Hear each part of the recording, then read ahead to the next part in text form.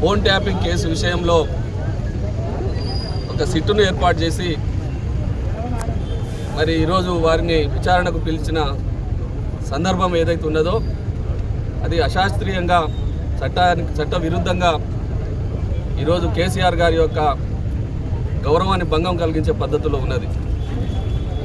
ముఖ్యంగా phone tapping అనే వ్యవహారం ప్రభుత్వాలు చేయించేవి కావు.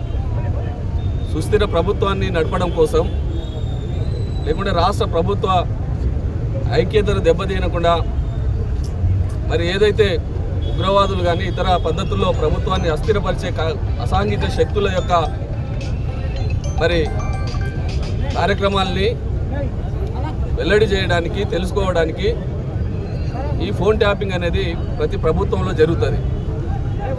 ముఖ్యంగా రాష్ట్ర కేంద్ర ప్రభుత్వాలు అందులో పనిచేసే ఇంటెలిజెన్స్ విభాగంలో ఇలాంటి కార్యక్రమాలు చేపడతారు. అలాంటి వ్యవహారాన్ని ఈరోజు రేవంత్ రెడ్డి గారు కావాలని కేసీఆర్ గారి యొక్క కుటుంబాన్ని మరి అగౌరవపరచాలి, అబాసుపాలు చేయాలనే ఒక దురుద్దేశంతో హరీష్ రావు గారిని, కేటీఆర్ గారిని, సంతోష్ రావు గారిని చివరికి తెలంగాణ రాష్ట్రాన్ని సాధించిన మా జాతిపిత మరి కేసీఆర్ గారికి కూడా సిట్టు పేరు మీద ఈరోజు విచారణకు పిలవడం అనేది చాలా దురదృష్టకరం. ఎందుకంటే రాజకీయాల్లో కక్ష సాధింపు రాజకీయాలు ఉండకూడదు. మేము గత 10 సంవత్సరాలుగా అనేక సంక్షేమ అభివృద్ధి కార్యక్రమాలు చేసినాం. మీకు చేతనైతే మాకంటే ఎక్కువ కార్యక్రమాలు ప్రజలకు అందజేసి మీరు ప్రజల యొక్క మన్ననలను పొందాలి తప్ప రాజకీయ కక్షలను పూనుకొని వారి యొక్క గౌరవాన్ని తగ్గించడం ద్వారా మీరేదో లబ్ధి పొందాలని చెప్పి ఆలోచన చేస్తూ ఉన్నారు. దీన్ని ప్రజలందరూ కూడా గమనిస్తూ ఉన్నారు. అదేవిధంగా ప్రధానంగా గతంలో సిట్టు వేసినప్పుడే హరీష్ రావు గారు సుప్రీంకోర్టును ఆశ్రయించడం అనేది జరిగింది. సుప్రీంకోర్టు ఏం చెప్పింది? ఫోన్ ట్యాపింగ్ లేదు, లొడపీస్ లేదు, ఏమీ లేదు అందులో అని చెప్పి ఎలగొట్టింది. బుద్ధి ఉందా మరి ముఖ్యమంత్రికి? మరి ఏమీ లేని దాన్ని మళ్ళీ ఏందో 3 సార్లు, 1 కాదు 2 కాదు 3వ సిట్ ఇది. సిట్టు పేరు మీద ఏం లేదు, వాళ్ళని పిలవాలి వీళ్ళని పిలవాలి, ఇక్కడ ఏదో జరిగిపోయింది, కొన్ని రోజులు ప్రజల యొక్క దృష్టిని మరల్చాలి, ఏదో పబ్బం గడుపుకోవాలని ఒక ఆలోచన తప్ప రేవంత్ రెడ్డి గారికి వేరే ఉద్దేశం లేదు. ఆయన ముఖ్యమంత్రిగా అయిన కాడి నుంచి కేసీఆర్ గారి కుటుంబం మీద కక్ష సాధింపు చర్యగా మరి వారి యొక్క చర్యలు కనబడతా ఉన్నాయి. రేవంత్ రెడ్డి గారు ఇది కాదు మీరు చేయాల్సింది. మీరు ఎన్నికల ముందు చాలా మాట్లాడారు, 6 హామీలు ఇచ్చారు, 420 మరి కార్యక్రమాలు చేస్తామని చెప్పారు. మరి వాటిని నెరవేర్చండి. ఇప్పటి వరకు పెన్షన్లు 2000 నుంచి 4000 పెంచలే. అదేవిధంగా అమ్మాయిలకు కళ్యాణ లక్ష్మితో పాటు తులం బంగారం ఇస్తామన్నారు, ఆ బంగారం జాడలేదు. మహిళలకు మహాలక్ష్మి కింద 2500 రూపాయలు ఇస్తామన్నారు, అది అడ్రస్ లేదు.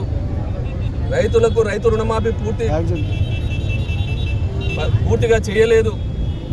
రైతు భరోసా పెంచి ఇస్తామన్నారు, 10 నుంచి 15,000, 10,000 కూడా గతి లేదు. విద్యార్థులకు స్కూటీలు ఇస్తామన్నారు. అదేవిధంగా విద్యార్థులు ఉన్నత విద్యలు చదువుకునే విద్యార్థులకు విద్యా భరోసా కార్డు కింద 5 లక్షల రూపాయలు డిపాజిట్ చేస్తామన్నారు. ఇట్లా చెప్పుకుంటూ పోతూ ఉంటే మరి 420 హామీలు మీరు ఈ ప్రజలకు ఇచ్చి మోసం చేసి అధికారంలోకి వచ్చారు. ఇవి చేయవయ్యా అని కేసీఆర్ గారు కానీ, కేటీఆర్ గారు కానీ, హరీష్ రావు గారు కానీ మా బీఆర్ఎస్ పార్టీ అడుగుతూ ఉంటే మా మీద కక్ష కట్టి ఈ పరిగమాల కేసుల చుట్టూ మరి టైంపాస్ చేస్తూ ఉన్నారు. గుర్తుపెట్టుకోండి, మీరు రాజకీయాలు ఇది మీకు శాశ్వతం కాదు. 2.5 సంవత్సరాలు కావస్తూనే ఉన్నది. మా అంటే మీరు ఉంటే ఇంకొక 1.5 సంవత్సరాల కాలం, అందులో 6 నెలలు సంవత్సరం ముందు ఎన్నికల వాతావరణం ప్రారంభమవుతుంది. దీంతో కాలయాపన చేసి ఇలాంటి కక్ష సాధింపు చర్యలు చేపడితే రేపు రానున్న రోజుల్లో మళ్ళీ మా ప్రభుత్వం వస్తుంది. దీనికి మిత్తితో సహా తిరిగి మీరు చెల్లించే రోజు అతి దగ్గరలో ఉందని చెప్పి కూడా రేవంత్ రెడ్డి గారికి మరి మేము తెలియజేస్తూ ఉన్నాం. మీరు పరిపాలన చేయండి, మీరు ఇచ్చిన హామీలు నెరవేర్చండి, కానీ ఇలాంటి తెలంగాణ రాష్ట్రంలో లేని ఆనవాయితీ రాజకీయ కక్ష సాధింపు చర్యలు ఏవైతే ఉన్నాయో సరైనది కాదు. మీరు మళ్ళీ ఇప్పుడు మున్సిపల్ ఎన్నికల్లో లబ్ధి పొందడం కోసం మాత్రమే ఈ సిట్టు పేరు మీద కేసీఆర్ గారిని, కేటీఆర్ గారిని, హరీష్ రావుని, సంతోష్ రావుని అందరినీ కూడా ఏదో అబాస్పాలు చేయడం ద్వారా లబ్ధి పొందుదామని చూస్తూ ఉన్నారు. ప్రజలు అప్పుడే గమనించారు. మొన్ననే మేము వారం రోజుల నుంచి చూస్తున్నాం ఈ దేవరకొండ పట్టణంలో ఎక్కడ చూసినా చర్చ. ఈ 2 సంవత్సరాల కాలంలో ఒక రోడ్డు వేయలే, ఒక డ్రైనేజ్ కట్టలే, లైట్లు లేవు, వేసిన రోడ్లు ఊడ్చేటోళ్ళు లేరు. మరి ఏ రకంగా చూసినా అభివృద్ధి మాత్రం శూన్యం ఉన్నది. దేవరకొండలో అందరూ కూడా చర్చించుకుంటా ఉన్నారు. ఈ మున్సిపల్ ఎన్నికల్లో కాంగ్రెస్ పార్టీకి కర్రు కాల్చి వాత పెట్టాలి, కాంగ్రెస్ పార్టీ అభ్యర్థులను ఓడగొట్టడం ద్వారా, టీఆర్ఎస్ పార్టీకి మద్దతు తెలపడం ద్వారా మాత్రమే మన మున్సిపాలిటీ అభివృద్ధి జరుగుతుందని చెప్పి ప్రజలు కూడా ఆలోచన చేస్తూ ఉన్నారు. ఇలాంటి మున్సిపాలిటీలు ఈ రాష్ట్రంలో 100 కొలది ఉన్నాయి. మీరు ఏ జిమ్మికులు వేసినా, మీరు ఏ కార్యక్రమాలు చేసినా ప్రజలు నమ్మరు అని చెప్పి ఈ సందర్భంగా తెలియజేస్తా ఉన్నారు.